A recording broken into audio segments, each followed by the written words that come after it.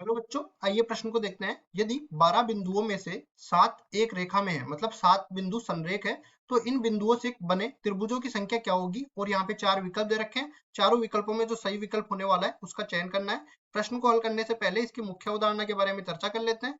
मुख्य अवधारणा। अब देखो, कोई भी आकृति बनाओ, सबसे पहले हमें ये पता होना चाहिए कि उस आकृति के बनने के लिए कितने बिंदुओं की आवश्यकता होती है। तो हम लोग जानते हैं, हम जानते है त्रिभुज के निर्माण के लिए, त्रिभुज के निर्माण के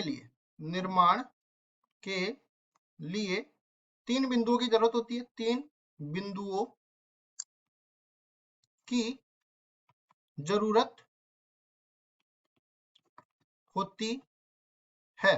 तो अब यहाँ पे इस तरह से समझेंगे, n बिंदुओं से बनने वाले n बिंदुओं से बनने वाले त्रिभुजों की संख्या, त्रिभुजों की संख्या। अब देखो, n बिंदुओं में से कोई से भी 3 बिंदु में चयन कर सकता हूं और उनसे त्रिभुज बना सकता हूं। तो n से 3 ये अपने पास कुल त्रिभुज बनेंगे, n बिंदु अगर संरेख नहीं है। अब संरेख है तो इसके लिए सवाल में चर्चा कर लेते हैं क्या होगा। हम हमारे पास कुल बिंदु कितने हैं? कुल बिंदु अपने पास है 12 के बराबर, तो ये 12 आ गया।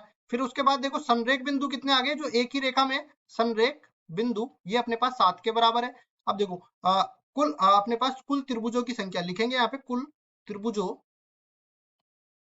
की संख्या ये किसके बराबर आ जाएगी? देखो, सबसे पहले 12 कुल बिंदु है और उनमें से 3 बिंदुओं का चयन करके हम त्रिभुज बना सकते हैं। लेकिन इसमें से वो केस भी तो हटाने पड़ेंगे जब अपने पास त्रिभुज नहीं बनते हो। देखो, 7 बिंदुओं अगर मैं किसी भी तरीके से लेता हूं तो ये एक ही रेखा पर है और एक रेखा पर स्थित बिंदुओं से त्रिभुज नहीं बनता है। तो ये देखो, 7 बिंदुओं से जो त्रिभुज बन रहे हैं ना, वो त्रिभुज इसमें से हटा देता हूँ। ठीक है, इंक्लूसिव एक्सक्लूसिव ये तरीका होता है समावेशी और निष्करण वाला।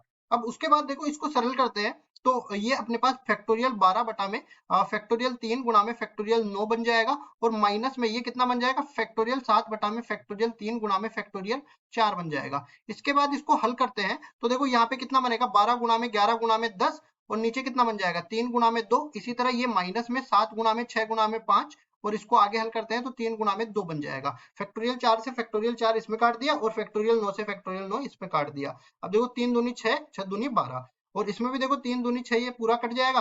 तो 11 दूनी 22, 22 गुना 10 220 के बराबर ये बन गया, और 7 पंजे 35 के बराबर ये बन गया। अब 220 में से ये हम लोग 35 घटाएंगे तो कितना बनने वाला है? 185 बनने वाला है। अब कुल त्रिभुजों की संख्या कितनी आ गई?